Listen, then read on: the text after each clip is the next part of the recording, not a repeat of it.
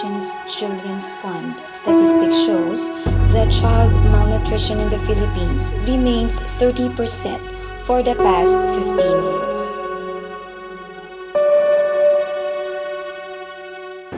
Yung baby na Jeffrey, makulit siya. Pero pag sinasabi ko parati, yung word na prize, doon siya na-encourage na tumahimik, gano'n, dahil sa pagkain. Pag wala na siyang pagkain, pag may pagkain pa yung kanyang ka-classmate, nakatingin na lang siya doon. National Nutrition Council and Department of Health study shows that 45% of malnutrition is caused by poverty-based lack of sufficient nutritious food, while 35% is caused by water and sanitation. Absence of balanced diet and even overeating is 13%, and other factors 7%. Physical appearance, talagang malnourished siya. At kung makikita natin yung tiyan niya ay talaga namang napakalaki. Tapos yung kanyang pangangatawan ay payat siya, pero mapapansin mo yung kalakihan ng tiyan. Siguro, hindi siya nakakain ng sapat sa kanyang baka. Major effects of malnutrition. Hunger is normal psychological response brought on by the physiological condition of needing food. It damages children, causing lower intelligence, reduces physical capacity, and diseases.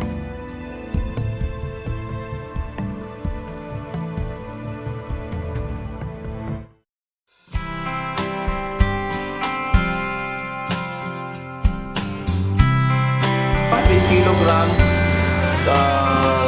20, 30, 15 kilogram, 26.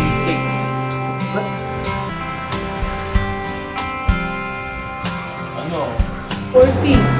30. Nasabi naming marasmic o na type ng malnutrition, dalawa yan. Isang kwashiorkor at saka isang marasmic. Kapag marasmic, depleted yan yung protein at saka carbohydrate. Pagka kwashiorkor, depleted niya yung pag marasmus, yung carbohydrates. So kulang siya ng carbohydrates yung Ang laki ng problema natin. yeah. 30 degree Hindi malnutrition. lumatratry siya. May mga simptomas niya, maya-maya masakit na siya. Pangalawa naman, Ayan, abdominal distension. anemia niya, detrimental din. Kasi can cause heart failure dito Kaya nga ngayon, mapapansin nyo, parang yung bata, tapos din yung paghinga niya. Because of anemia.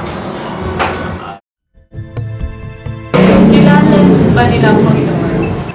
Yun, yung spiritual concern natin dyan. Bali, in-start ko yung minsan nagkakaroon kami ng devotion, nag-ano pa ng Bible stories sa mga bata. Pero ang problema doon, parati siyang nalilate. Tapos one thing siguro din na napansin ko is, kasi everyday, yung mga bata, kasama nila yung mga parents nila papunta ng school. Pero kay Jeffrey, may isang cases, hindi ko nakita yung mga rin sila siya. Pero when it comes to prayer, I think nag-response naman siya. Unang-una sa lahat is, yun nga, maayos yung pamilya. Kung ganyan din lang ang kanilang nutritional status, how they can grasp the things na kasi mahina ang pag-iisip ng isang bata na hindi maganda ang Nasas niyo ba? Yung school, tumutulong siya na anuhin yung kanilang spiritual life para sa kanilang paglaki hindi sila malalayo sa Panginoon. So yung mga bata na nandun, ay wala silang pinapayaran, talagang bibili lahat, provide ng school. Kanilang faith, nagbabase talaga sa Biblia. Yung provision kanilang mga Kasi Kasi basic needs kasi ang kailangan nila. Basic lang, very basic. Food, shelter, clothing. Talagang Ipasok talaga siya sa feeling ko. Tsaka Ang prayer ko na sana na paglaki ni Jeffrey, maintindihan ko yung sinasabi ko sa kanya. At ikaw mismo ang sagot ng prayer mo.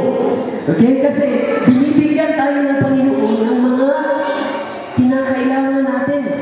Pero sasabihin ko, May mga bagay din akong iniisip kung paano nga maano sila sa kanilang yung relationship nila sa Panginoon. At yun nga, ang step na ginagawa ko is pinag-pray ko sila. Pero at the same time, na makita rin nila sa akin as their teacher na ina-accept ko rin sila bilang